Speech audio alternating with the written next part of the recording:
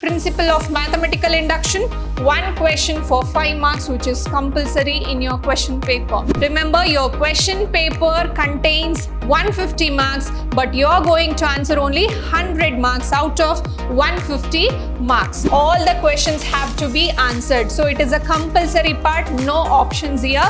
So you're going to answer all the 10 questions to gain 10 marks.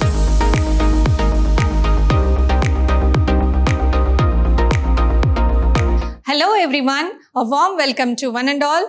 This is Shruti, Department of Mathematics, lecturing in Vidhyaashram, the Temple of Excellence, Mysore. So in this session, I'll be introducing towards the syllabus of first PUC. So let us see what are the topics we are going to discuss in today's session. So the first one is scope of your first PUC syllabus. And the second one is the books for reference. The third one, so the syllabus prescribed as per board and weightage of the content and pattern of your exam question paper. So coming to your scope of the syllabus. So what is the scope of your PUC syllabus? So your PUC syllabus forms a basic foundation for your higher order mathematics, whether you go to your technical courses like engineering or your graduate, any BSc degree or integrated courses like BSc Maths, BSc Physics, etc. So whatever you study after 12, so your PUC syllabus will form a basic foundation which is very important. It forms as a toolkit to the various branches or any other subject. So whatever the concepts you're going to study in your first PUC, that is whether it may be algebra or a calculus part or a geometry, especially 3D geometry and statistics and probability, all the concepts are learnt in detail from basics. So it is very helpful for your exams like JEE. So you can get a seat for engineering in IIT or any other colleges in Karnataka. So it helps you to score more so that you may get seat in good colleges for your graduations or any technical courses like engineering. So whether it may be an electrical, electronics or computer application, so the basics and fundamentals of mathematics is very important. So thus, you have a wide scope by studying a PUC and taking mathematics as an optional subject. So what are the textbooks you are going to refer for your first PUC syllabus is as prescribed by the board. You have a textbook for mathematics for class 11 and an exemplar problems which includes multiple choice questions or objective questions based on each chapter.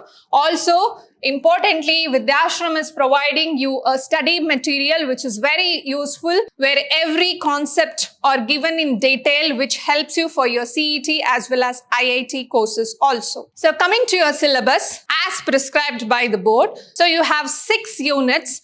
Under the units, they are subdivided into chapter. So the very first unit here is your sets and functions. So as you have learnt in your secondary schools about a small concept of sets, and it is expanded to functions also. So here the chapters under sets and functions you are going to study is sets, where sets gives you how a group is formed, what are the methods to write sets and operations based on sets. Next, relations. So after learning sets, it is completely linked to the relations and functions, where you are going to write the ordered pairs and what do you mean by relations and how a relation set is formed and functions and its types of functions. Next, you are going to study trigonometric functions. In your secondary schools, you have just studied the ratios of 6 trigonometric functions. Now you are going to study it in detail, how you got sine theta as opposite by hypotenuse or whether tan theta as opposite by adjacent. So based on angles and relationship with trigonometric ratios, all types of allied angles, multiple angles and trigonometric equation you are going to study in this chapter. So next, coming to the unit 2, so you have a unit of algebra where you have completely 6 chapters. So what are the chapters you are going to study in algebra is the principle of mathematical induction, that is the induction method of solving or writing any series or sequences into a general formula, and complex numbers and quadratic equations. So in your secondary school, you have learned about real numbers and quadratic equations in real numbers. Here you are going to study the complex numbers and quadratic equations of complex numbers. Linear inequalities. So you have learned how to solve a linear equation whenever you have equalities. So here we are learning about inequalities, which includes less than or equal to, greater than or equal to, strictly less than, strictly greater than. So you're going to solve the linear inequalities in terms of sets as well as graphical solution. And permutations and combination, arranging and selections of objects is again concepts in mathematics where you are studying it under the unit algebra. And binomial theorem, a theorem which gives you how you can expand any binomial term when the power is more. And sequence and series.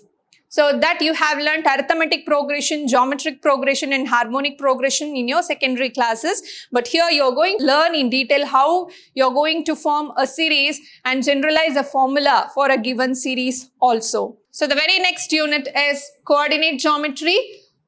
So coordinate geometry is learning anything in two-dimensional that you have learnt in your secondary school, but in this year, you're expanding from two-dimensional to three-dimensional geometry.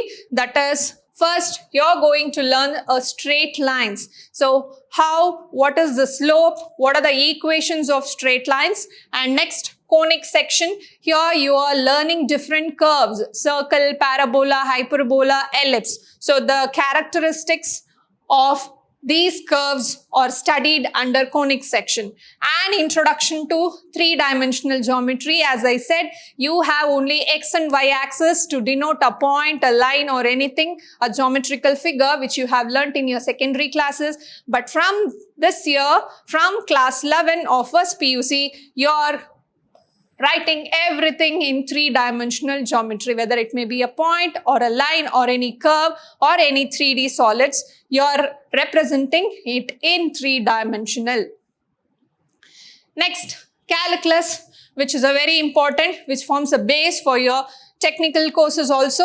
So, under calculus in first PUC, we are introducing the limits and its derivatives. So, the concepts of limits and derivatives under calculus. So, the next unit is mathematical reasoning. So, I'll give you an example of mathematical reason, a contradiction method to prove that a given number is irrational. So, that is what a reasoning. So, you will be learning a reasoning in mathematical terms as you studied in your high school. You're expanding the knowledge of reasoning using mathematical concept in the chapter mathematical reasoning. Next, so finally we come across the last unit of statistics and probability. So in your class 9 and 10th, you have learnt about mean deviation, standard deviation, central tendency and measure of dispersions. So the same concept is revised again here. So under statistics, you are going to study the measure of tendencies, standard deviation, mean deviation, and under the chapter probability, you are going to learn basic terms in probability, also an approach towards probability. So these are the chapters in your first PUC, which you will be going to study as a basics for second PUC as well as your next courses, whether it may be degree or engineering or any other courses. Now, coming to the very important thing, that is weightage to the content. So, how much marks is distributed per each chapter? How many hours of teaching is required as prescribed by the board? So, here it is. Now, the very first chapter, the sets. So, sets, the number of teaching hours here is 8 and marks is 8. Second, relations and functions. From the chapter relations and function, you're getting 11 marks here. So trigonometry, trigonometric functions, so the formation of trigonometric ratios or any allied angles, the problems based on trigonometric equations and identities. So in total, you will be having 19 marks in your examination paper from the chapter trigonometry. And principle of mathematical induction, one question for 5 marks, which is compulsory in your question paper. And complex numbers and quadratic equations. So from the chapter complex number and quadratic equation, you are getting 9 marks in the question paper. Next, from linear inequalities, that is to solve a linear inequality or to solve it in a graphical solution. So you are getting 7 marks in your question paper according to its weightage. So the chapter permutation and combination, so we'll have 9 marks. 9 marks in your examination paper. And binomial theorem, so the statement of binomial theorem, the proof of binomial theorem and the problems based on binomial theorem will have 8 marks in your examination, and number of teaching hours for each chapter is given here. The next chapter, sequence and series, that is AP, GP and arithmetic mean and its geometric mean relationship will have 11 marks in your paper.